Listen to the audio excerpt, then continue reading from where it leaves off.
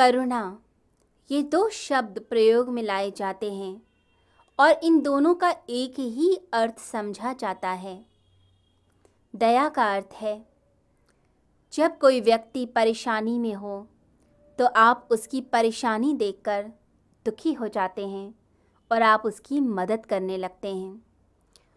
तो परिस्थितियों को देखकर जो अंदर भाव उत्पन्न हुआ वह दया है। यह परिस्थिति जन्य है, यानी परिस्थिति हुई और आपके भीतर दया आई। कोई व्यक्ति व्यापार में, बिजनेस में बहुत सारा धन गंवा बैठता है, लॉस हो जाता है बिजनेस में, तो अपने दोस्त के पास जाता है कि मुझे कुछ उधार दे दो, मैं बहुत परेशानी में हूँ, बहुत दुखी हूँ, मेरे घर में यह कुछ जेवर हैं, ये मेरी ज्वेलरी है, ये मेरी गाड़ियाँ हैं, ले लो। तो यदि आपका प्रिय मित्र होगा, आपका बंधु होगा, तो उसकी आंखों में भी आंसू आ जाते हैं और वो उस समय दया में आकर आपकी मदद कर देता है।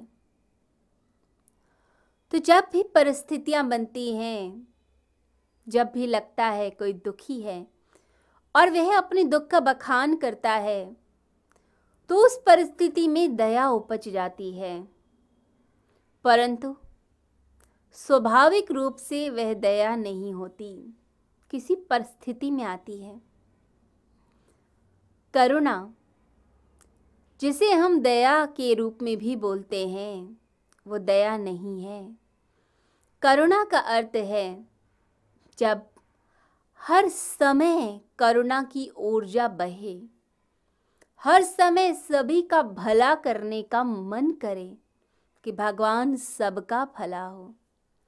सर्वे भवन्तु सुखिनः, ये जो भावना है ये बार बार आए।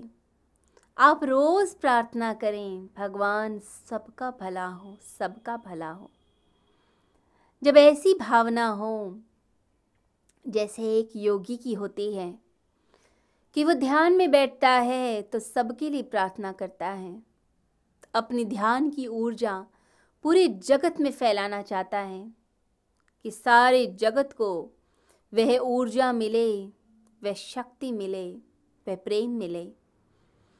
जैसे किसी निर्जन वन में फूल खिला हो, फूल नहीं देखता कि कोई मुझे देखता है कि नहीं, वह सुंदर फूल है, अच्छी सुगंध है, वो उड़ती रहती है। कोई पास से गुजरता है तो सुगंध को ले लेता है, कोई नहीं गुजरता तो सुगंध तो बिखरती रहेगी, महकती रहेगी। तो ऐसे ही जो कारुणिक होंगे, करुणामय होंगे, वे व्यक्ति, उनके भीतर यह करुणा की ऊर्जा निरंतर बहती है, जैसे झरना बहता है, खुशबू की तरह फैलती जाती है। तो मनस्थिति जन्य है करुणा और परिस्थिति जन्य है दया। किसी कंडीशन में दया करी जाती है, परंतु करुणा तो हर समय बहती है। कई बार देखा गया है जो दया करते हैं उनमें अहंकार भी आता है कि मैंने इसकी मदद की थी, ये परेशानी में था तो मैंने ही तो मदद की, मेरे कारण ही तो ऊंचा उठा है। तो कई बार दया में अभिमान भी आता है, परंतु करुणा में कभी भी अभिमान नहीं आता। तो इस शब्द को भी समझा जाए कि दया अलग है और करुणा अलग है। यहाँ अर्जुन दुखी है, परेशान है, विषाद में है और भगवान के सम्मुख आता है कि भगवान दया करो, करुणा करो, मैं परेशान हूँ।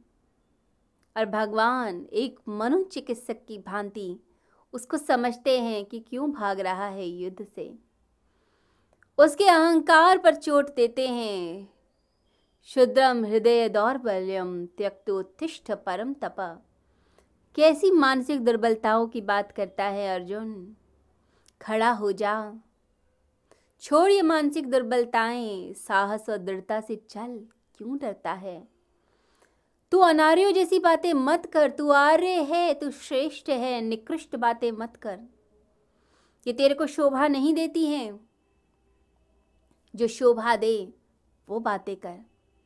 तो भगवान श्री कृष्ण मनोचिकित्सक की तरह कार्य करना शुरू करते हैं और अर्जुन अपनी बातों को भगवान श्री कृष्ण के चरणों में अर्पित करना शुरू करता है।